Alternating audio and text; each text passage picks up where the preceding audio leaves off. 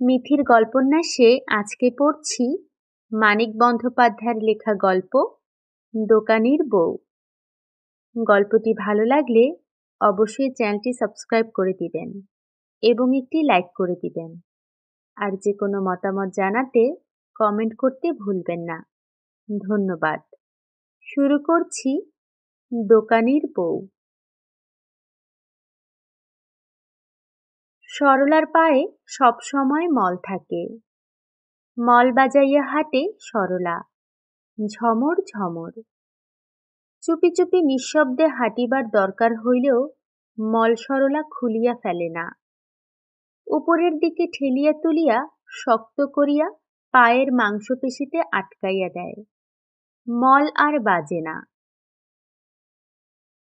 প্রথম প্রথম শম্ভু এ খবর রাখিত না। ভাবিত বউ আশেপাশে আসিয়া পৌঁছানোর আগে আসিবে মলের আওয়াজের সংকেত। পিছন হইতে মোটর আসিবার আগে যেমন হর্নের শব্দ আসে। কবার বিপদে পড়িয়া বউয়ের মলের ওপর শম্ভুর নির্ভর টুটিয়া গিয়াছে। ঘোষপাড়ার প্রধানতম পথটার ধারে একখানা বড় টিনের ঘরের সামনের খানিকটা অংশে বাঁশের মাচার ওপর শম্ভুর দোকান। মাটির হাঁড়ি, গামলা, কেরোসিন কাঠের তক্তার চৌকো চৌকো খোপ, ছোট বড় বারকোশ, চটের বস্তা ইত্যাদি আধারে রক্ষিত জিনিসপত্রের মাঝখানে শম্ভুর বসিবার ও পয়সা রাখিবার ছোট চৌকি। হাত ও লোহার হাতা বাড়াইয়া এখানে বসিয়াই শম্ভু অধিকাংশ জিনিসের নাগাল পায়। পেছনে প্রায় এক মানুষ উঁচু 5 সারি কাঠের তাক। সাবু, বার্লি ও দানাদার চিনি রাখিবার জন্য একপাশে কাচ বসানো হলদে রঙের টিন। এলাচ, লবঙ্গ প্রভৃতি দামি মশলার নানা প্রকারের পত্র। লণ্ঠনের চিমনি, দেশলাইয়ের প্যাকেট, কাপড় কাচা গায়ে মাখা সাবান, জুতার কালি, লজেনচুস এবং মুদিখানা ও মণিহারি দোকানের আরও অনেক বিক্রয়ের পদার্থের সমাবেশে তাকগুলি ঠাসা। তাকের 3 হাত পিছনে শম্ভুর শয়নঘরের মাটিলেপা চাচের বেড়ার দেয়াল। তাক আর এই দেয়ালের সমান্তরাল রক্ষণাবেক্ষণে যে সরু আবছা অন্ধকার গলিটুকুর সৃষ্টি হইয়াছে, শম্ভুর সেটা অন্দরে যাতায়াত করার পথ। সরলা বউ মানুষ, অন্দরেই তার থাকার কথা। কিন্তু সরলা মাঝে মাঝে করে কি, পায়ের মল উপরে ঠেলিয়া দিয়া চুপি চুপি তাকের জিনিসের ফাঁকে চোখ পাতিয়া দাঁড়াইয়া থাকে।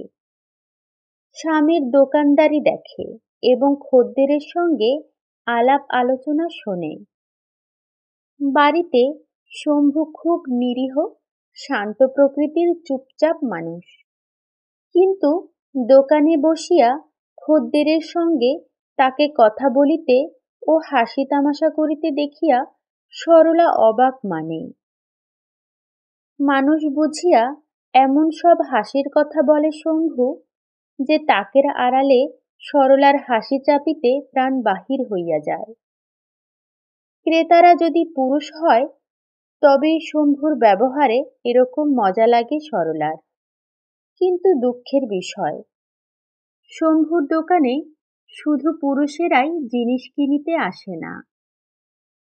বেচাকেনা শেষ হওয়া পর্যন্ত সরলা অপেক্ষা করে। তারপর পায়ের মলগুলি আলগা করিয়া দেয় এবং মাটিতে লাথি মারার মতো জোরে জোরে পা ফেলিয়া ঝমর ঝমর মল বাজাইয়া অন্দরে যায়। শম্ভুও ভিতরে আসে একটু পরেই। দেখিতে পায় উনান নিবিয়া আছে, ভাত ডালের হাঁড়ি গড়াগড়ি দিতেছে উঠানে, আর স্বয়ং সরলা গড়াইতেছে রোয়াকে। অন্য দুর্লক্ষণগুলি শম্ভু তেমন গুরুতর মনে করে না। ঘরে 3 পুরুষের পালঙ্কে প্রশস্ত সুখসজ্জা থাকিতে রোয়াকে ছেঁড়া মাদুরে কালা কানা বোবা ও বিকৃতমুখী সরলাকে পড়িয়া থাকিতে দেখিয়াই সে কাবু হইয়া যায়। তারপর অনেকক্ষণ তাকে ওজন করিয়া কথা বলিতে ও সোহাগ জানাইতে হয়। একটা মানুষের একটু হাসা ও একটা মানুষকে একটু হাসানোর মধ্যে যে দোষের কিছুই নাই, আর একটা মানুষ যে কেন তা বুঝিতে পারে না বলিয়া অনেক আফসোস করিতে হয়, আর অজস্র পরিমাণে খরচ করিতে হয় দোকানে বিক্রির জন্য রাখা লজেঞ্জুস। সরলা একেবারে লজেঞ্জুস খাওয়ার রাক্ষসী। তাও যদি কম দামি লজেঞ্জুস খাইয়া তার স্বাদ মিটিত। পয়সায় যে লজেঞ্জুস শম্ভু দুটির বেশি বিক্রি করে না। কেউ 4 পয়সার কিনিলেও একটি ফাও দেয় না। সেইগুলি সরলা গোগ্রাসে গেলা চাই। তারপর সরলার কানাত্ম কালাত্ম ও বোবাত্ম ঘোচে এবং রাগের আগুন নিবিয়া যায়। তবে একটা উদাস উদাস অবহেলার ভাব, কথায় কথায় অভিমান করিয়া কাঁদো কাঁদো হওয়া, এ সমস্তের ওষুধ হিসাবে দরকার হয় একখানা শাড়ি। দামি নয়, সাধারণ একখানা শাড়ি, দূরে হলেই ভালো। 1 বছর মোটে দোকান করিয়াছে শম্ভু। এর মধ্যে এমনিভাবে এবং এই ধরনের অন্যভাবে সরলা 7খানা শাড়ি আদায় করিয়াছে। সাধারণ কম দামি শাড়ি, দূরে হলেই ভালো। তবু বছরের শেষাশেষি চৈত্র মাসের কয়েক তারিখে অকারণে শম্ভু তাকে আর একখানা দূরে শাড়ি কিনিয়া দিল। বলিল অবশ্য যে ভালোবাসিয়া দিয়াছে। একটু বাড়াবাড়ি রকমের ব্যগ্রতার সঙ্গে বাড়াবাড়ি রকম স্পষ্ট করিয়াই বলিল। কিন্তু বিনা দোষে 7 বার জরিমানা আদায়কারিণী বউকে এরকম কেউ কি দেয়? যাই হোক, শাড়ি পাইয়া এত খুশি হইল সরলা যে আর একদণ্ড স্বামীর বাড়িতে থাকিতে পারিল না। বেড়ার ওপাশে শ্বশুর বাড়িতে গিয়া হাজির হইল। শম্ভুর বাড়িটা আসলে আস্ত একটা বাড়ি নয়, একটা বাড়ির এক টুকরা অংশ মাত্র, 3 ভাগের 1 ভাগ। দোকানঘর ও শয়ন ঘরে ভাগ করা বড় ঘরখানা। উত্তরের ভিটায় আর একখানা খুব ছোট ঘর, আর তার পাশে রান্নার একটি চালা, আর শয়ন ঘরের কোণ হইতে রান্নার চালাটার কোণ পর্যন্ত মোটা শক্ত ডবল চাচের বেড়া দিয়া ভাগ করা 3 কোণা 1 টুকরো উঠান। শম্ভুরা 3 ভাই কিনা, তাই বছরখানেক আগে এই রকম ভাবে পৈতৃক বাড়িটা ভাগ করা হইয়াছে। বেড়ার এপাশে শম্ভুর 1 ভাগ এবং অন্য পাশে অন্য 2 ভাইয়ের বাকি 2 ভাগ। এপাশে শম্ভু আর সরলা থাকে। ওপাশে একত্রে থাকে শম্ভুর দাদা দীননাথ ও ছোট ভাই বৈদ্যনাথ, তাদের বউ আর ছেলে মেয়ে, শম্ভুর বিধবা মা আর মাসি এবং শম্ভুর 2টি বোন। এভাবে শুধু বউটিকে লইয়া বাড়ির উঠোনে বেড়া দিয়া ভিন্ন হওয়ার জন্য শম্ভুকে ভয়ানক স্বার্থপর মনে হইলেও আসল কারণটা কিন্তু তা নয়। 1 বছর আগে শম্ভু বেকার ছিল। সরলার দোকানদার বাবা বিষ্ণুচরণ তখন অবিকল এই রকম ভাবে ভিন্ন হওয়ার শর্তে জামাইকে দোকান করার টাকা দিয়াছিল। সুতরাং বলিতে হয়, স্বামীকে ভেড়া বানাইয়া নয়, বর্তমান সুখ ও স্বাধীনতাটুকু সরলা তার বাপের টাকাতেই কিনিয়াছে। কি সুখ সরলার, কি স্বাধীনতা! বেড়ার ওপাশে যাদের কাছে সে ছিল একটা বেকার লোকের বউ, বেড়ার এপাশে এখন তাদের শোনাইয়া ঝমর ঝমর মল বাজাইয়া হাঁটিতে তার কি গর্ব, কি গৌরব! দোকানটা ভালোই চলিতেছে শম্ভুর।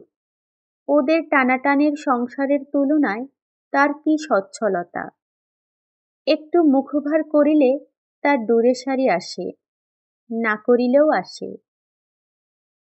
সরলার পরনে নূতন দূরে শাড়িখানা দেখিয়া বেড়ার ওপাশের অনেকে অনেক রকম মন্তব্য করিল।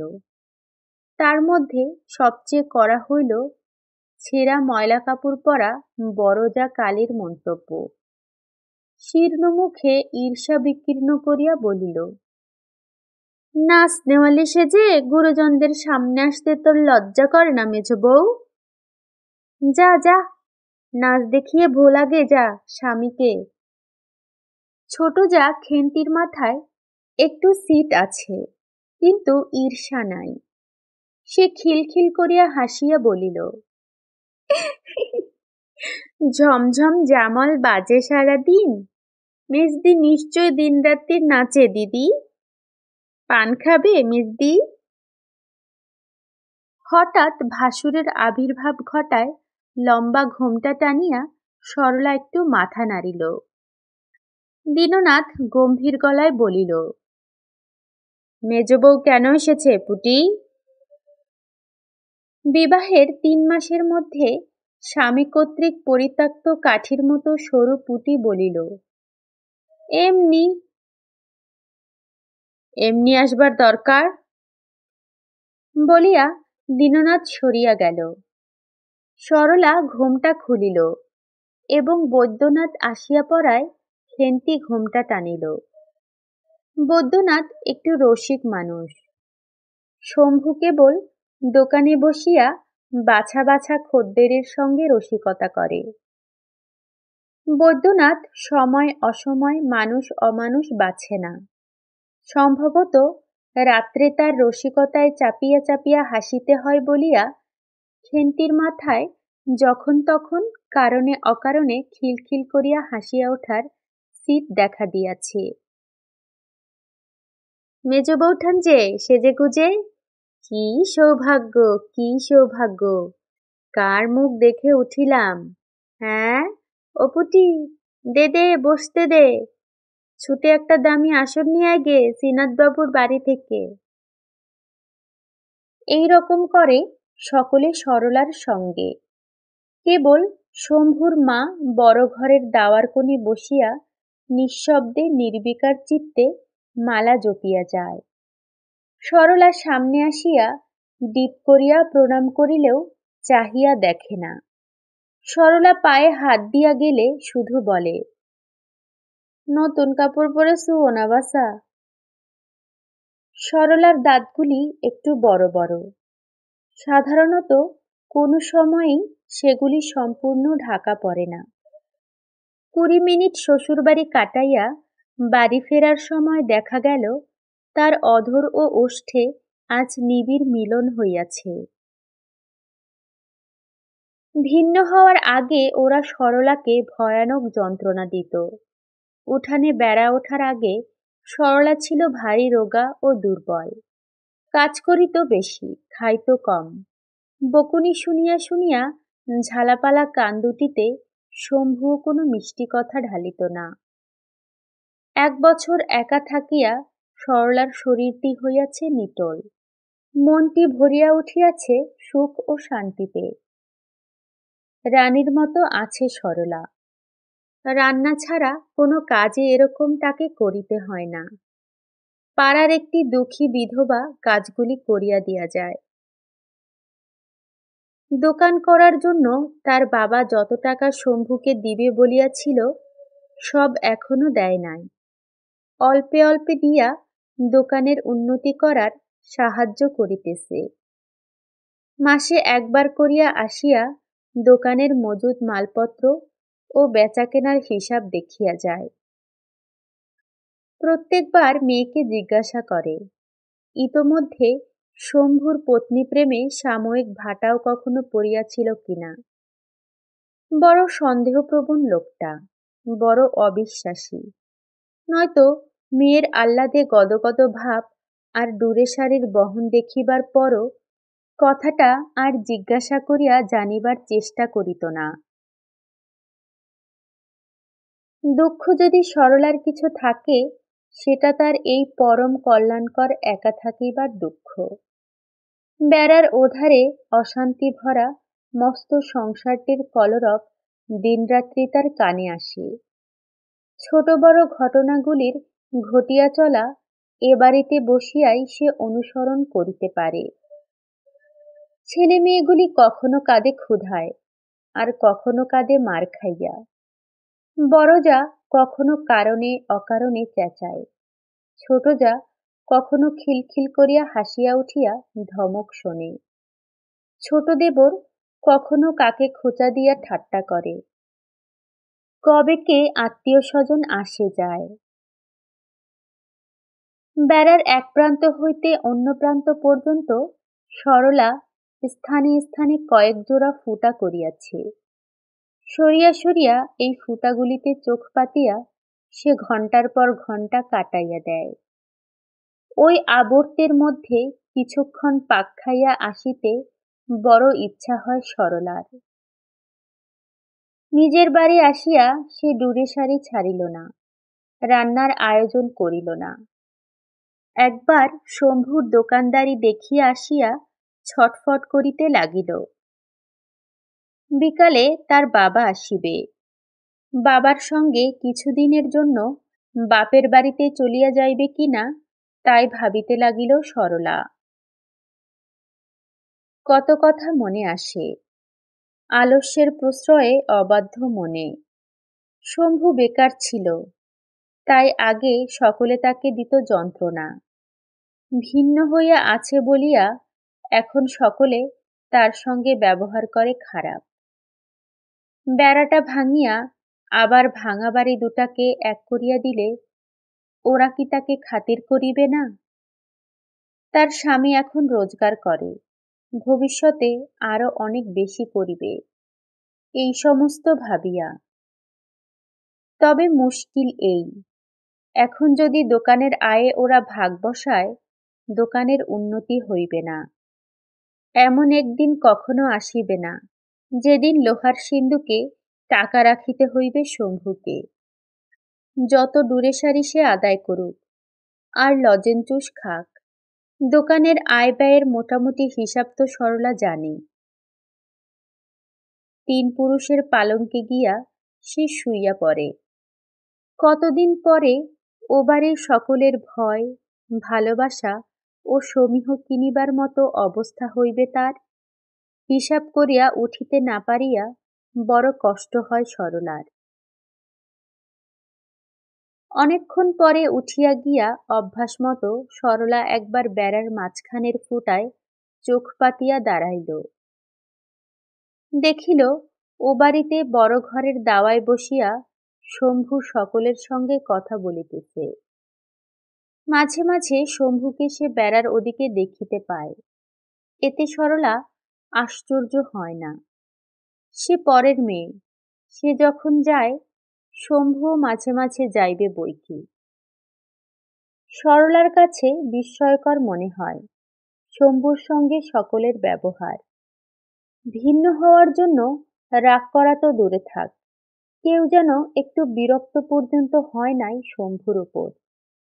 বেড়া ডিঙানো মাত্র ওপাশের মানুষগুলির সঙ্গে শম্ভু যেন এক হইয়া মিশিয়া যায়, এতটুকু বাধা পায় না।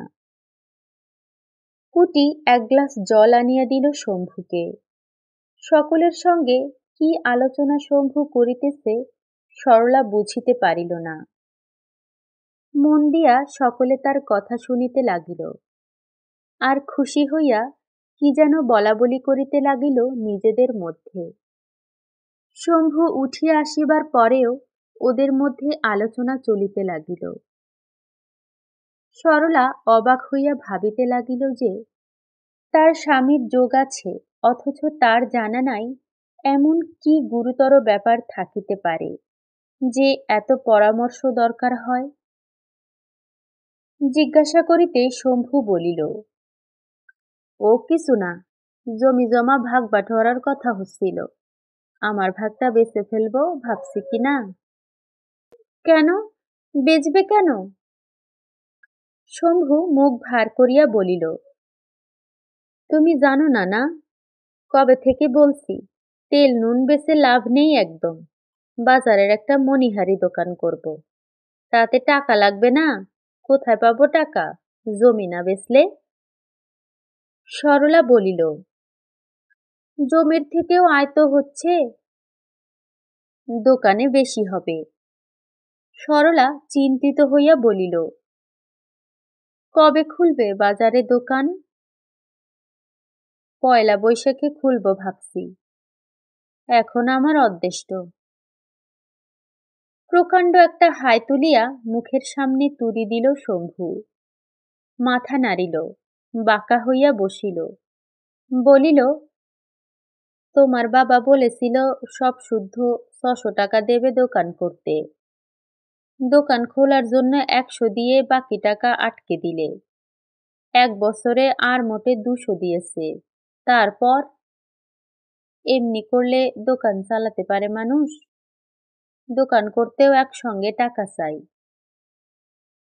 মনে মনে একটা জটিল হিসাব করিয়া সরলা বলিল, বাবা তো আজ আসবে, বাবাকে বলবো। শম্ভু বিষণ্ণ মুখে বলিল, বলে কি হবে? ২০-৩০ টাকার বেশি একসঙ্গে দেবে না। আমি বললে নিশ্চয় দেবে, বলিয়া সরলা একগাল হাসিল। তারপর বউকে লজেঞ্চুস দিল শম্ভু। কালো গালে অদৃশ্য রং আনিল, আর ফিসফিস করিয়া নিজের গোপন মতলবের কথা বলিতে লাগিল। মার হাতে কিছু টাকা আছে শম্ভুর। সব ছেলের চেয়ে শম্ভুকেই তার মা বেশি ভালোবাসে, তা তো জানে সরলা। ওই টাকাটা বাগানোর ফিকিরে আছে শম্ভু, নয়তো এত বেশি ও বাড়িতে যাওয়ার কি দরকার। বাজারে মস্ত দোকান খুলিবে শম্ভু। এবার আর দোকানদারি নয়, রীতিমতো ব্যবসাদারি। বাবাকে বাকি টাকাটা একসঙ্গে দিবার কথা বলিতে সরলা যেন না ভোলে। দুর্গা দুর্গা। না, এবেলা আর রাঁধিবার দরকার নাই, ফলার টলার করিলেই চলিবে। আহা, গরমে সরলার রাঁধিতে কষ্ট হইবে যে। সরলা জানে হিসাবে ভুল হইতেছে, বাটখারা লাভের দিকে না, ঝুঁকিবার সম্ভাবনা আছে। তবু স্বামীর সঙ্গে আর বেশি দোকানদারি করা ভালো নয়। বাপের টাকায় স্বামীকে কিনিয়া রাখিয়াছে ১ বছর, এবার তাকে মুক্তি দেওয়াই ভালো, তাতে যা হয় হইবে। একদিন তো নিজেকে কোনো রকম রক্ষাকবচ ছাড়াই স্বামীর হাতে সমর্পণ করিতে হইবে তার। তাছাড়া ১ বছর ধরিয়া স্বামী তাকে যেরকম ভালোবাসিয়াছে, সেটা শুধু নিজের মনের খুঁতখুঁতানির জন্য ফাঁকি মনে করা উচিত নয়। অবশ্য পেটে যে সন্তানটা আসিয়াছে, সেটা জন্মগ্রহণ করা পর্যন্ত অপেক্ষা করিলেই সবচেয়ে ভালো হইত। এতদিন একসঙ্গে বাস করিয়া সরলার কি আর জানিতে বাকি আছে, নিজের ছেলের মুখ দেখিলে শম্ভুর পাকা শক্ত মনটা কিরকম কাঁচা আর নরম হইয়া যাইবে। তবে ছেলেটার জন্মিতে এখনো অনেক দেরি। তার আগে জমি বেচিয়া বাজারে মণিহারি দোকান খুলিয়া বসিলে শম্ভু ভাবিবে সব কীর্তি তার একার, কারো কাছে কৃতজ্ঞ হওয়ার কিছু নাই। আগেকার কথা মনে করিয়া সরলা অবশ্য ভাবিয়া উঠিতে পারে না কৃতজ্ঞতার কতখানি দাম আছে শম্ভুর কাছে। বাজারে মণিহারি দোকান খুলিয়া ২-১ বছরের মধ্যে এমন অবস্থা যদি হয় শম্ভুর যে মাঝখানের বেড়াটা ভাঙিয়া সরলা নির্ভয়ে এবং সুখে শান্তিতে একরকম বাড়ির কর্ত্রীর মতোই সকলের সঙ্গে বাস করিতে পারে, হয়তো অকৃতজ্ঞ পাষাণের মতো শম্ভু নিজেই তাকে দাবাইয়া রাখিবে। তবু ভবিষ্যতেও সে তার বশে থাকিতে পারে এরকম একটু সম্ভাবনা যখন দেখা গিয়াছে, এবারে হাল ছাড়িয়া দেখাই ভালো যে কি হয়। সরলার সন্দেহপ্রবণ অবিশ্বাসী বাবা মেয়ের অনুরোধ শুনিয়া প্রথমটা একটু ভরকাইয়া গেল। একসঙ্গে ৩০০ টাকা, জামাইকে আর একটি পয়সা না দিবার কথাই সে ভাবিতেছিল। দোকান যেমন চলিতেছে শম্ভুর, তাতে দুজন মানুষের খাইয়া পড়িয়া থাকা চলে। বড়লোকের মতো না হোক, গরিবের মতো চলে। জামাইকে বড়লোক করিয়া দিবার ভার তো সে গ্রহণ করে নাই। মোট ৬০০ টাকা অবশ্য সে দিবে বলিয়াছিল। তবে সংসারে কত সময় মানুষ অমন কথা বলে, সব কি আর চোখ কান বুজিয়া অক্ষরে অক্ষরে পালন করা উচিত? না তাই মানুষ পারে? অবস্থা বুঝিয়া করিতে হয় ব্যবস্থা।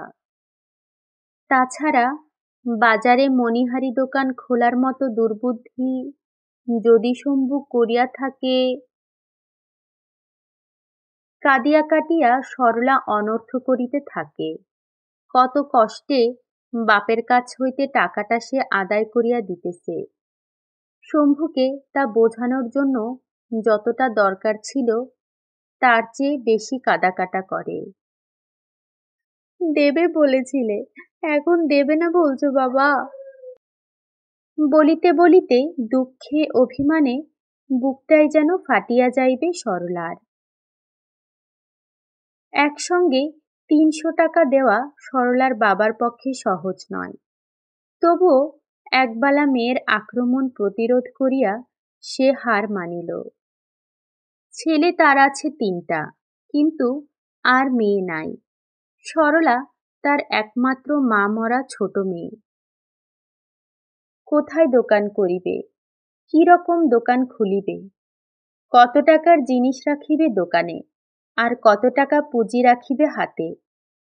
শম্ভুকে এসব অনেক কথা জিজ্ঞাসা করিয়া সরলার বাবা গভীর চিন্তিত মুখে বিদায় হইয়া গেল। সরলা বলিল, দেখলে? শম্ভু যথাযথভাবে কৃতজ্ঞতা জানাইল।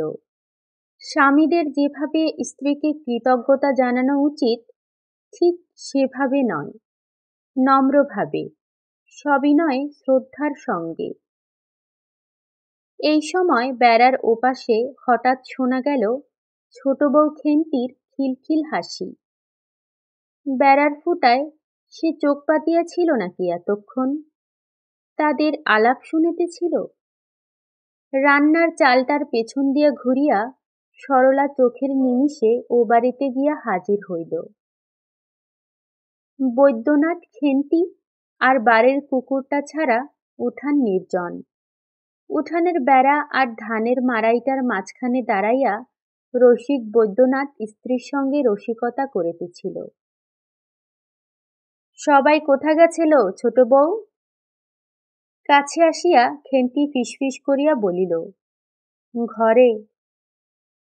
সেটা অসম্ভব। চৈত্রের দুপুরে ঘরের বাহিরে কড়া রোদ, গরম বাতাস, কিন্তু এদের দুজনের কি ঘর নাই? এখানে এরা কি করিতেছে এ সময়? হাসাহাসি। নিজের বাড়িতে ফিরিয়া বারান্দা ছাড়িয়া এবার সরলা ও শম্ভু ঘরে গেল। ৩ পুরুষের পুরনো পালঙ্কে ভিন্ন হওয়ার সময় ভাইদের কবল হইতে শম্ভু সেটা কি কৌশলে বাগাইয়াছিল আজও সরলা তাহা বুঝিতে পারে না। শুইয়া সরলা চোখ বুজিল। শম্ভু বসিয়া বসিয়া টানিতে লাগিল তামাক। নিজেই তামাক সাজে কিনা শম্ভু? এত বেশি তামাক দেয় যে তামাক শেষ হইতে হইতে দুপুরে এবং রাত্রে দুবেলাই সরলার ধৈর্যচ্যুতি ঘটে। আজ দেখা গেল সে ঘুমাইয়া পড়িয়াছে।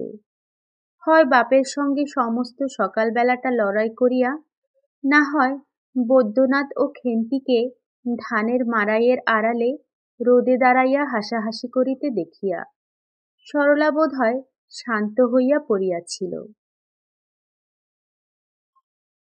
দিন ৭ পরে শম্ভু সকালবেলা সরলার বাবার কাছ হইতে টাকা আনিবার জন্য রওনা হইয়া গেল।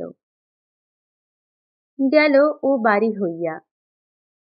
দোকানে নতুন মাল আনা সে কিছুদিন আগেই বন্ধ করিয়াছিল। অনেক জিনিস ফুরাইয়া গিয়াছে, অনেক খদ্দের ফিরিয়া যায়।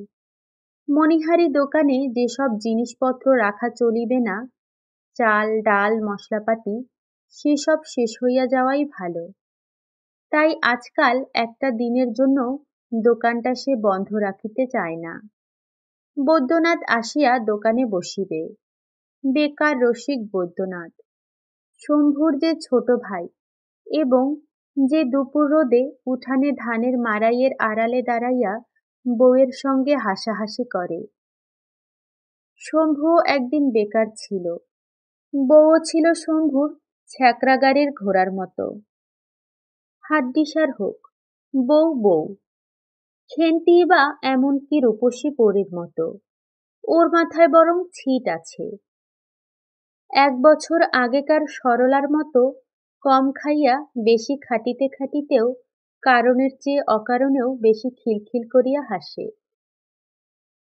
বেকার অবস্থায় একবারও নয়, দোকানদার হওয়ার পর শম্ভুকে কয়েকবার হাসাহাসি করিতে দেখিয়াছে সরলা, কিন্তু সে অন্য একজনের সঙ্গে।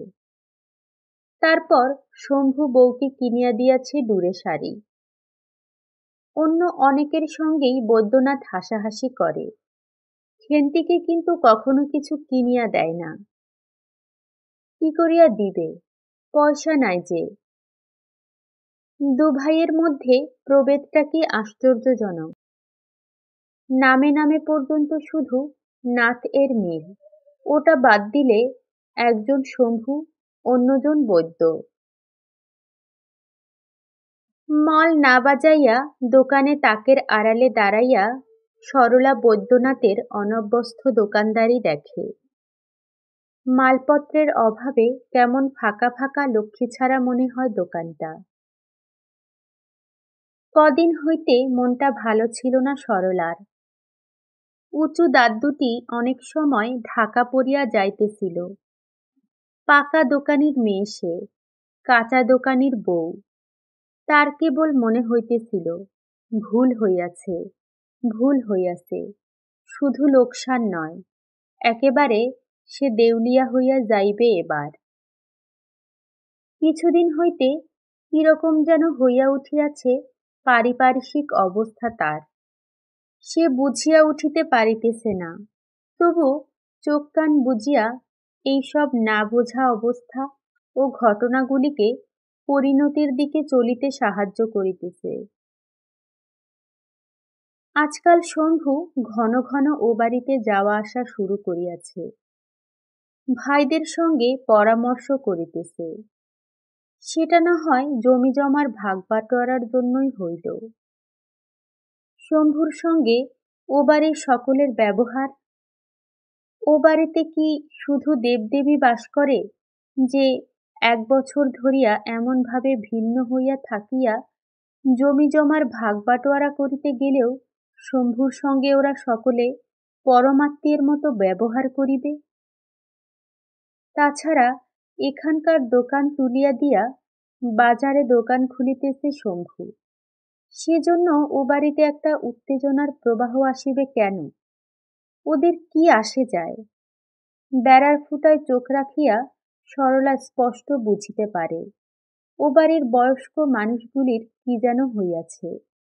অদূর ভবিষ্যতে বিবাহ উপনয়নের মতো বড় রকম একটা ঘটনা ঘটিবার সম্ভাবনা থাকিলে বাড়ির লোকগুলি যেমন করে, ওরাও করিতেছে অবিকল তেমনি। হইতে পারে শম্ভুর বাজারে দোকান খোলার একই সময়ে ওদের সংসারেও একটা বড় ব্যাপার ঘটিবার উপক্রম ঘটিয়াছে। তবে সেটা যে কি ব্যাপার তা সরলা জানিতে পারিতেছে না কেন? বেড়ার ওপাশে যা ঘটিবে সকলে গোপন না করিলে সরলার কাছে তো তা গোপন থাকার কথা নয়। আর সরলার কাছে সকলে যা গোপন করিবে তার পক্ষে সেটা কি কখনো শুভকর হইতে পারে? শুধু টাকা আদায়ের চেষ্টা করার বদলে বাপের সঙ্গে এসব বিষয়ে পরামর্শ না করার জন্য সরলার দুঃখ হয়। মেয়ে মানুষ সে, এত লোকের ষড়যন্ত্র সে কি সামলাইয়া চলিতে পারে? চক্রান্তটা বুঝিতে পারিলেও বরং আত্মরক্ষার চেষ্টা করিয়া দেখিত, একটা বুদ্ধি খাটানো চলিত। সে যে অন্ধকারে হাতড়াইয়া মরিতেছে, স্রোতে গা ভাসাইয়া দিয়াছে। সে যে ঠিক করিয়াছে, এবার হাল ছাড়িয়া দেওয়াই ভালো। মেয়ে মানুষ সে, বউ মানুষ সে, তার কি উচিত এমন অবস্থার সৃষ্টি করিয়া রাখা, যাহাতে তাহার বিরুদ্ধে সকলের চুপি চুপি চক্রান্ত করিতে হয়। দোকানে খদ্দের নাই দেখিয়া একসময় সে বৈদ্যনাথকে ভিতরে ডাকিল। আচ্ছা ঠাকুরপো, ও তোমাদের বাড়িতে গিয়া কি সব বলতো বলো তো। রসিক বৈদ্যনাথ বলিল, তা জানো না বৌঠান, তোমার নিন্দে করতো, তুমি নাকি দাদার এক কান ধরে উঠাও আর এক কান ধরে বসাও, কানের ব্যথায়। সরলা রাগিয়া বলিল, চাষার মতন কথাবার্তা হয়েছে তোমার বাপু। এদিকে এক পয়সা রোজগার নাই, কথা শুনলে গা জ্বলে মানুষের। বিক্রির পয়সা থেকে আজ কত গাপ করবে তুমিই জানো। কদিন আগে ধানের মাড়াইয়ের আড়ালে বউয়ের সঙ্গে হাসাহাসি করার পুরস্কার পাইয়া বৈদ্যনাথ দোকানে গিয়া বসিল। সরলা গালে হাত দিয়া রোয়াকে বসিয়া ভাবিতে লাগিল ভবিষ্যতের কথা। বড় ভাই উকিলের মুহুরি, পাত্র নিজে একটা পাশ দিবার 2 ক্লাস নিচে পর্যন্ত পড়িয়া একটা আড়তে হিসাব লেখার কাজ করে। এত সব দেখিয়া তার বাবা শম্ভুর সঙ্গে তার বিবাহ দিয়াছিল। তার দাঁতুচো কালো মেয়েকে নাইবা দিত। পাশের গায়ের জগৎ নামে যে লোকটি জমি চাষ করিয়া খায়, তার সঙ্গে দিলেই হইত। সে লোকটা এমনিই বসে থাকিত সরলার। তার অদৃষ্টে থাকিলে তাহাকে দিয়া আস্তে আস্তে অবস্থার উন্নতি করিয়া এমন দিন হয়তো সে আনিতে পারিত, যখন দূরে শাড়িটি পরিয়া মল বাজাইয়া সে ঘুরিয়া বেড়াইত। না করিত সংসারের কাজ, না শুনিত কারো বকুনি। দোকানদারের দাঁতুচু কালো মেয়ের মুখ্য চাষা স্বামীই ভালো। লেখাপড়া শিখিয়া পরের আড়তে যে কাজ করে আর পরের টাকায় দোকানি হয়, তার মতো পাজি বজ্জাত লোক। পরদিন অনেক বেলায় শম্ভু ফিরিয়া আসা মাত্র সরলা টের পাইল, যে লোকটা কাল বাড়ি ছাড়িয়া গিয়াছিল অবিকল সেই লোকটাই ফিরিয়া আসে নাই। গিয়াছিল দম আটকানো অবস্থায়, ফিরিয়া আসিয়াছে হাঁপ ছাড়িয়া। শম্ভু একবার একটা মামলায় পড়িয়াছিল। রায় প্রকাশের দিন সে যেমন অবস্থায় কোর্টে গিয়াছিল আর স্বপক্ষে রায় শুনিয়া যেমন অবস্থায় ফিরিয়া আসিয়াছিল, এবার শ্বশুরবাড়ি যাওয়া আসা তার সঙ্গে মেলে। টাকা পেলে? সরলা জিজ্ঞাসা করিল। শম্ভু একগাল হাসিয়া বলিল, হ্যাঁ পেয়েছি। সব? সব। পাখাটা কই, বাতাস করো না একটু। সরলা হাত বাড়াইয়া দেখাইয়া দিল, ওই যে পাখা বেড়ার গায়ে। হ্যাঁ গো, দাদা কিছু বলল না ওই টাকার ব্যাপারটা নিয়ে? বিয়ের সময় তোমাকে 400 টাকা পণ দেওয়া নিয়ে বাবার সঙ্গে যে কাণ্ডটা বেঁধেছিল দাদার। শম্ভুর মুখের হাসি মিলাইয়া গিয়াছিল। কড়া দৃষ্টিতে চাহিয়া সে বলিল, ঘেমে টেমে এলাম এই রোদে, পাখাটা পর্যন্ত এনে দিতে পারো না তুমি হাতে? অন্য কেউ হলে বাতাস করতো নিজে থেকে, বলতেও হতো না। সরলা হাসিয়া বলিল, ছোট বউ করে, ঠাকুরপো ওকে খুব হাসায় কিনা সেই জন্যে। পাখাটা আনিয়া সরলা স্বামীকে বাতাস করিতে লাগিল বটে। বাতাসে শম্ভু কিন্তু ঠান্ডা হইল না। ভিতরে ভিতরে সে যে গরম হইয়া আছে সেটা বোঝা যাইতে লাগিল তার মুখের ভাবে ও তাকানোর রকমে। সরলা আনমনে বলিতে লাগিল, আহা, আমার মাথার যত চুল তত বৎসর পরমায়ু হোক ছোট বউয়ের। কেন? কাল রাত্রিরে দুঃস্বপ্ন দেখলাম যে, হাসতে হাসতে ছোট বউটা যেন মরে গেছে বুক ফেটে। আগুন লাগুক আমার পোড়া স্বপন দেখায়। শম্ভু রাগিয়া বলিল, ইয়ার্কি জড়েছ নাকি আমার সঙ্গে? হ্যাঁ, ভালো হবে না বলছি। ঘেমে টেমে এলাম আমি।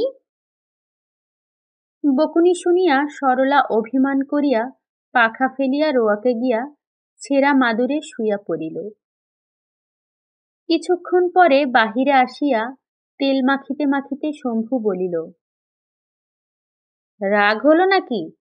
রাগবার মতো কি তোমাকে বলেছি শুনি? সরলা জবাব না দেওয়ায় গামছা কাঁধে সে স্নান করিতে চলিয়া গেল পুকুরে। চলন্ত স্বামীকে দেখিতে দেখিতে চৈত্রের রোদে যেন চোখে ধাঁধা লাগিয়া গেল সরলার। দূরে শাড়ি নয়, লজেন চুষ নয়, সোহাগ নয়, মিষ্টি কথা নয়, শুধু সে রাগ করিয়াছে নাকি জিজ্ঞাসা করিয়া স্নান করিতে চলিয়া যাওয়া। একদিনে এমন অধঃপতন হইয়াছে শম্ভুর, কে জানে। স্নান করিয়া আসিয়া খাইতে বসিয়া ডাল পোড়া লাগার জন্য সরলাকে হয়তো আজ সে গালাগালি পর্যন্ত দিয়া বসিবে। সব কথা খুলিয়া বলিয়া বাবার সঙ্গে পরামর্শ না করিয়া কি ভুলই না সে করিয়াছে। ডাল পোড়া লাগার জন্য শম্ভু কিছু বলিল না, বরং মুখ ভার করিয়া না থাকার জন্য একবার অনুরোধই করিল সরলাকে। সরলা সজল সুরে বলিল, বকলে কেন? শম্ভু বলিল, না বকিনি, ঘেমে টেমে এলাম কি না। খাওয়ার পর সরলাই আজ তাকে তামাক সাজিয়া দিল। ফু দিয়া ধরাইয়া দিল না। আয়নার সামনে সে অভিনয় করিয়া দেখিয়াছে যে ফু দেবার সময় বড় বিশ্রী দেখায় তার মুখখানা। শম্ভু নিজেই তামাক ধরাইয়া পরম পরিতৃপ্তির সহিত টানিতে আরম্ভ করিল। সরলা বলিল, ঠাকুরপো যা বিক্রি সিক্রি করছে হিসাব নিও। শম্ভু বলিল, নেব। সরলা বলিল, রাখালবাবুর বাড়ি আধমন চাল নিয়েছে, শ্রীনাথ উকিলের বাড়ি 250 মুগের ডাল, 2.5 পো মিশ্রি আর গায়ে মাখা একটা সাবান। তাছাড়া খুচরো জিনিস অনেক বিক্রি হয়েছে। ভাড়ে করে ঠাকুরপো অনেকটা তেল বাড়ি নিয়ে গেছে কাল, আর আজ নিয়ে গেছে কতগুলো লেবেন চোষ, আর কিসের যেন একটা কৌটো। অত নামটাম জানি না বাপু আমি, জিজ্ঞেস করো। শম্ভু বলিল, আচ্ছা আচ্ছা, সে হবেক্ষণ। এরপর একসময় সে ঘুমাইয়া পড়িল। সরলা একবার ও বাড়িতে গেল। কেহ তাহাকে আসিতেও বলে না, বসিতেও বলে না। তবে এতদিনে এটা তার সহ্য হইয়া গিয়াছে। বড়জা কালী শুইয়া আছে, খেন্তি সেলাই করিতেছে কাঁথা। বৈদ্যনাথ ঘুমে অচেতন। শাশুড়ি উবু হইয়া বসিয়া মালা জপিয়া চলিয়াছে। কাছে চুপচাপ বসিয়া আছে পুটি। ভাসুর এ সময় কাজে যায়। নামমাত্র ঘুমটা দিয়া অনেকটা স্বাধীনভাবেই সরলা খানিকক্ষণ এ ঘরে খানিকক্ষণ ও ঘরে বেড়াইয়া ফিরিয়া আসিল। খেন্তির কাছেই সে বসিল বেশিক্ষণ। ফিসফিস করিয়া আবোল তাবোল কতকগুলি কথা বলিল খেন্তি। একবার খিলখিল করিয়া হাসিল। আসল কথা একটিও আদায় করা গেল না তার কাছে। বাড়ি আসিয়া পালঙ্কে উঠিয়া সরলা বসিয়া রহিল। টাঙানো বাঁশে সাজানো জামাকাপড়গুলি জোর বাতাসে দুলিতেছে। ওর মধ্যে সরলার ডুরে শাড়ি দুখানায় দৃষ্টি আকর্ষণ করে বেশি। আর দৃষ্টি আকর্ষণ করে শম্ভুর ঘাড়ের কাছে লোম ভরা মস্ত জন্মচিহ্নটি। কাত হইয়া শুইয়া আছে শম্ভু। চওড়া পিঠে শয্যায় বিছানো পাটির ছাপ। সরলা বিছানায় উঠিবার পর সে পাশ ফিরিয়াছে। সরলার দিকে নয়, ওদিকে। কে জানে এটা তার ভাগ্যেরই ইঙ্গিত কিনা। এরকম কত ইঙ্গিত ভাগ্য মানুষকে আগে ভাগে করিয়া রাখে। শম্ভুর সঙ্গে সম্বন্ধ হওয়ার ঠিক আগে সোনাপুরে তার জন্য খুব ভালো একটি পাত্র দেখিতে বাহির হওয়ার সময় তার বাবা চৌকাঠে হোঁচট খাইয়াছিল। আগের বারের ছেলেটা তার পেটের মধ্যেই যেদিন মরিয়া গিয়াছিল, তার আগের রাত্রে একটা প্যাঁচা ঘরের পিছনে আম গাছটায় ডাকিয়া ডাকিয়া ভয়ে তাহাকে আধমরা করিয়া দিয়াছিল। সরলা হঠাৎ শক্ত হইয়া যায়, লম্বাটে হইয়া যায় তার মুখখানা। বেড়ার গায়ে ঠিক এমনি সময় একটা টিকটিকেও যে ডাকিয়া উঠিল আজ। মা গো, না জানি কি আছে সরলার কপালে। বিকালে ঘুম ভাঙিয়া হাত মুখ ধুইয়া আগের বারের সাজা তামাক টানার সুখটা মনে করিয়া শম্ভু বলিল, দাও না, এক সিলিম তামাক সেজে দাও না। সরলা বলিল, তুমি সেজে নাও। শম্ভু গভীর উদারতা বোধ করিতেছিল। জেলখানার কয়েদি যেন নিজের বাড়িতে ৩ পুরুষের পুরনো পালঙ্কে প্রথম ঘুম দিয়া উঠিয়াছে। নিজেই তামাক সাজিয়ে সেগিয়া দোকান খুলিল। কাঠের ছোট চৌকিটিতে বসিয়া তামাক টানিতে লাগিল। পাড়ার দুঃখী মেয়েটি আসিয়া বাসন মাজিয়া রান্নাঘর লেপিয়া জল তুলিয়া দিয়া গেল। ও বাড়ির দুপুরের স্তব্ধতা ধীরে ধীরে ঘুচিয়া যাইতে লাগিল। বেলা পড়িয়া গেল, সন্ধ্যা হইয়া আসিল। সরলা গা ধুইল না, রান্নার আয়োজন করিল না। খানিকক্ষণ ছটফট করিতে লাগিল অন্দরে, আর খানিকক্ষণ ফাঁকা চোখ রাখিয়া দাঁড়াইয়া থাকিতে লাগিল দোকানের তাকের আড়ালে। সন্ধ্যার পর দীননাথ কাজ হইতে ফিরিয়া বাড়ি ঢোকার আগে আসিল শম্ভুর দোকানে। উপস্থিত খদ্দেরটি চলিয়া গেলে জিজ্ঞাসা করিল, টাকা পেয়েছিস? হ্যাঁ, বাড়ি যান, আমি যাচ্ছি। এখানেই বসি না, বসে কথাবার্তা কই। না না, এখানে নয়, আড়ালে দাঁড়িয়ে চুপি চুপি সব শোনে। দীননাথ এ বগলের নথিপত্র ও বগলে চালান করিয়া বলিল, বাড়িতে ছেলেপিলেগুলো বড্ড জ্বালায়, বৌমা এলে মলের আওয়াজে। সরলার মল যে সবসময় বাজে না এ কথা বুঝাইয়া বলিতে সে যে কেমন লোকের মেয়ে এ বিষয়ে একটা মন্তব্য করিয়া দীননাথ বাড়ি গেল। খানিক পরে দোকান বন্ধ করিয়া আলো নিবাইয়া শম্ভু গেল অন্দরে। ত্রিকোণ উঠোনের এক কোণে ১ বছর আগে সরলার স্বহস্তে রোপিত তুলসী গাছটার তলায় শুধু একটা প্রদীপ জ্বলিতেছে নিবু নিবু অবস্থায়, আর কোথাও আলো নাই। বেড়া ডিঙাইয়া ও বাড়ির আলো খানিকটা শোবার ঘরের চালে আসিয়া পড়িয়াছে। ঘরে গিয়া একটা দেশলাইয়ের কাঠি জ্বালিয়া সরলা যে খাটে শুইয়া আছে শম্ভু তাহাও দেখিয়া লইল। একটা বিড়িও ধরাইয়া লইল।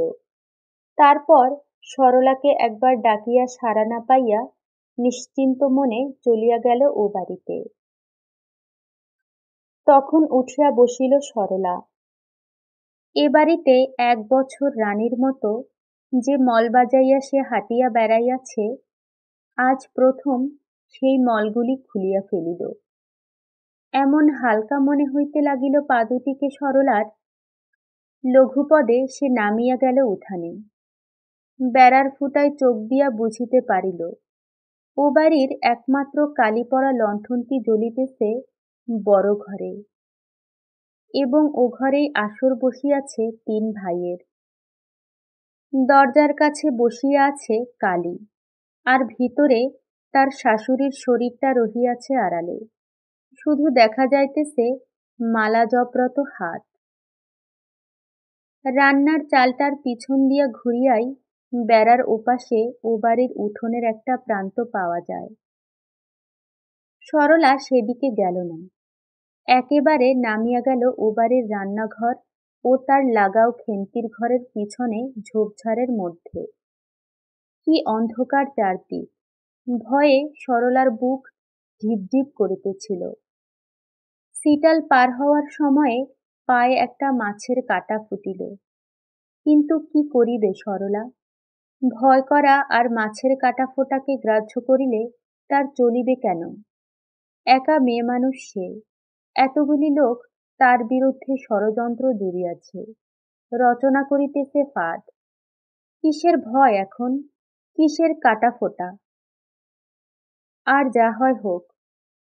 অন্ধকারে এভাবে বনে জঙ্গলে আর ছিটালে হাঁটার জন্য কিছু যেন তার নাগাল পায় না। পেটের ছেলেটা এবারও যেন তার মরিয়া না যায় জন্ম নেওয়ার আগেই। এলো চুলে সে ঘরের বাহির হয় নাই। একটি চুল ছিঁড়িয়া ফেলিয়া বাঁ হাতের কোড়ে আঙুলের নখে কামড় দিয়া তবে উঠোনে নামিয়াছে। এই যা ভরসা সরলার। বড় ঘরের পিছনে কয়েকটা কলা গাছ আছে। ঘরের দুটো জানালাও আছে এদিকে। উঁচু ভিটার ঘর, জানালাগুলিও বেড়ার অনেক উঁচুতে। এত কষ্টে এখানে আসিয়া জানালার নাগাল না পাইয়া সরলার কান্না আসিতে লাগিল। তবে জানালার পাশে পাতা চৌকিতেই বোধ হয় 3 ভাই বসিয়াছে। ওদের কথাগুলি বেশ শোনা যায়, শুধু বোঝা যায় না পুঁটি কালী শাশুড়ি ওদের মন্তব্য। কান্না এবং ঘরের ভিতরের দৃশ্যটা দেখিবার প্রবল ইচ্ছা দমন করিয়া সরলা কান পাতিয়া শুনিতে লাগিল। শম্ভুর গলা। কবার তো বললাম, এই সোজা হিসেবটা তোর মাথায় ঢোকে না বুদ্ধি? আমার দোকানে যা মণিহারি জিনিস আছে তার দাম 100-র বেশিই হবে। ধরলাম 100। মাল না কেনার জন্য হাতে জমেছে 100-2-5 টাকা। ধরলাম 100। আর শ্বশুর মশাই দিয়েছে 300। এই হলো 500। আমার ভাগ। তুই আর দাদা 500 করে দিলে হবে 1500। 1000 টাকায় দোকান হবে, হাতে থাকবে 500। হাসি চাপিতে খেন্তির মুখের কাপড় গোজার আওয়াজ। দীননাথের গলা। বেহায়াপনা করো না বৌমা। কি জানিস শম্ভু, বড় বউয়ের সব গয়না বেচে আর কুড়িয়ে বাড়িয়ে আমি না হয় 500 দিলাম। বদ্যি অত টাকা কোথা পাবে? ছোট বৌমার গয়না বেচলেও তো অত টাকা হবে না। বৈদ্যনাথের গলা। 100-3 হয়তো, তবে আমার বিয়ের আংটি বেচলে। শম্ভুর গলা। থাম বাপু তুই, সব সময় খালি ফাইজলামি তোর। দীননাথের গলা।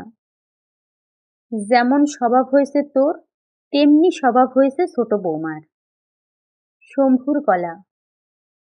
যাক যাক, কাজের কথা হোক। বদ্যি তবে 250 দিক। লাভের আমরা যা ভাগ পাবো ও পাবে তার অর্ধেক। ভাগাভাগির কথা বলছি এই জন্যে, আগে থেকে এসব কথা ঠিক করে না রাখলে পরে আবার হয়তো গোল বাঁধবে। যে যত দেবে তার তত ভাগ। বাস, সোজা কথা। সব গন্ডগোল মিটে গেল। একটু স্তব্ধতা। তারপর দীননাথের গলা। তবে আমিও একটা স্পষ্ট কথা বলি তোকে শম্ভু, তুই যে 500 টাকা দিবি। শম্ভুর গলা। 500 নগদ নয়, 100 টাকার জিনিস 400 নগদ। দীননাথের গলা। বেশ, 400ই আমাদের একবার তুই দেখা। গয়নাগাটি বেচে ফেলবার পরে শেষে তুই বলবি। শম্ভুর গলা ক্রুদ্ধ। আমাকে বুঝি বিশ্বাস হয় না আপনার? ভাবছেন আমি ভাওতা দিয়ে? 4-5টি গলার প্রতিবাদ। শম্ভুর গলা আরো ক্রুদ্ধ। সকলকে সমান সমান ভাগ দিতে চাচ্ছি কিনা তাই আমাকে অবিশ্বাস। আমি যেন একা গিয়ে দোকান করতে পারি না। 500 টাকা নিয়ে যদি দোকান খুলি আমি, 1 বছরে 1000 টাকা লাভ করব। না আসতে চাও তোমরা নাই আসবে, চাই না তোমাদের টাকা। কোলাহল, কলহ, করা কথা, মধ্যস্থের গোলমাল থামানোর চেষ্টা, খানিকক্ষণ বাজে ব্যক্তিগত কথা, আবার ঝগড়া বাঁধিবার উপক্রম। তারপর শম্ভুর গলা, বেশ, কাল সকালে টাকা দেখাবো। দীননাথের গলা, গজেন সাকরার সঙ্গে কথা কয়ে এসেছি, 29.5 দর দেবে বলেছে, কাল কাজে না গিয়ে গয়নাগুলোর ব্যবস্থা করব। যা লোকসানটাই হবে, এমনি শোনা হয় আলাদা কথা, তৈরি গয়না বেচার মতো মহাপাপ আর নাই। বৌমা বুঝি রাঁধেনি আজ, এখানেই তবে তুই খেয়ে যা শম্ভু। অপুটি, ঠাই করে দে তো আমাদের। বাক্সে টাকাগুলি রাখিয়াছিল শম্ভু, কোথায় যে গেল সে টাকা? টাকার শোকে এবং ও বাড়ির সকলের কাছে লজ্জায় শম্ভু পাগলের মতো চুল ছিঁড়িতে লাগিল। সরলা সান্ত্বনা দিয়া বলিতে লাগিল, কি আর করবে বলো, অদৃষ্টের ওপর তো হাত নেই মানুষের। আমি ঘুমুচ্ছি, ঘরের দরজা খোলা, আর তুমি ও বাড়িতে গিয়ে বসে রইলে রাত 10টা পর্যন্ত। আর ওই তো বাক্স, শাবলের এক সারেই তো ভেঙে গেছে। আমারই বা কি ঘুম, একবার টের পেলাম না। দু চোখে সন্দেহ ভরিয়া চাহিয়া শম্ভু বলিল, টের পেয়েছ কি না পেয়েছ? সরলা তাড়াতাড়ি বলিল, এমন করো না লক্ষ্মী, যেমন দোকান করিতেছিলে তেমনই করো এখন।